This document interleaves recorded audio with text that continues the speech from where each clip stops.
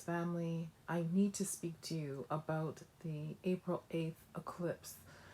I wanted to reassure you that, yes, the Lord does give warnings about what He is about to do and why He is about to do it. He sends His prophets ahead of Himself, and He also gives signs and wonders. He does.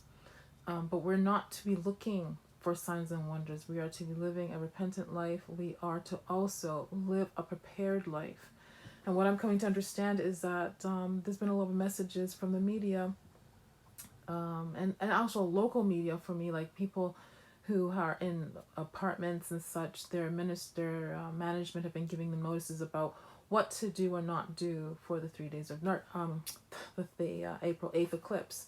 And what I'm going to tell you is that it's important that we are not looking for the media particularly to warn, because usually when they warn and people prepare, it's usually people have over prepared and then they feel as though they outdid themselves and they're being ridiculed on media about how much toilet paper they bought, etc., etc.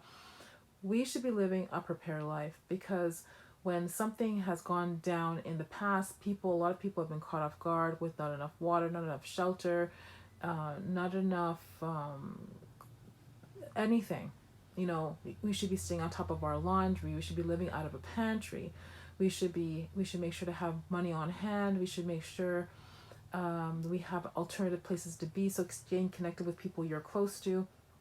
All those things should be something that should be talked about on an ongoing basis. It doesn't make you crazy to prepare for things that have happened in the past. We've had disasters where people have been left stranded and without help for weeks. So the idea that we're waiting for someone to tell us to prepare or to get things together is not wise. So this message is about being prepared, living a prepared life, to have stocks up in a pantry that if anything should go out, the electricity and such should go out, we can go to a pantry and pull out something already made or something that's easy to put together, 2 to 5 ingredients. We should have light, which in the form of a lantern or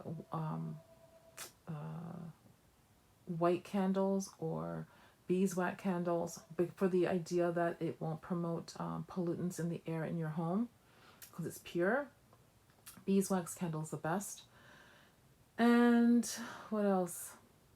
It is important to have printed pictures of your family members. Of this generation, this last generation has been a generation that has technology from birth. They've known taking computers and phones and laptops to exist all their existence. So they're used to having their phones on their pictures on their phones, being able to shoot pictures back and forth by technology, by the media. But idealistically, if something should go on where they're preparing and saying we should have food stocks and water and such, which means that something might happen to the electricity, which means that would impact our computer or computer grid. If that happens, that impacts the ability to get gas, the ability to telephone people back or to call people back and forth, the ability to go to the bank and pull anything from the ATM. You know where I'm going with this. This is why I'm saying we need to be prepared, living a prepared life. Okay? So as I say that, please take heed to this warning. If anything does not happen, April 8th, that is extraordinary. That is okay. That is not considered to be the 3 days of darkness. An eclipse, we've had them before. I'd be wise just to, kind of take some considerations to what you're doing. Being outside and to be watching this eclipse isn't wise either. I think we should say in praying and fasting is a good idea, and to be wise about people around us, because when things happen with the moon and the sun and the stars, people sometimes, it seems to impact how people behave for whatever reason. All right, until next time, remember the Lord loves you. I love you as well. Stay repentant. Until next time, be blessed.